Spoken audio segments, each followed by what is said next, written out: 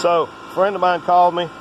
It's 11 o'clock Sunday, and his AC guy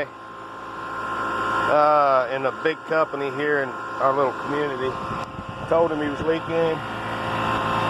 Another guy told him he had a used unit, and he called me to confirm. And I said to him, I don't know if the guy even checked for a leak out there in the condenser, but when we get here, the condenser's running. He looked like he's probably still in there somewhere doing a leak search.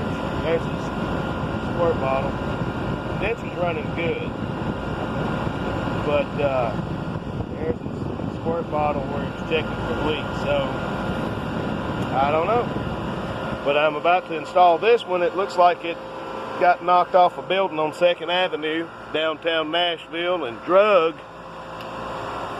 just across the parking lot, but not down the street any. Looks like it might have landed here somewhere, but hey, I'll let you know if we make it work or not. Anyway, Aaron Gray Services, Heating and Cooling. When you think of comfort, think of Aaron.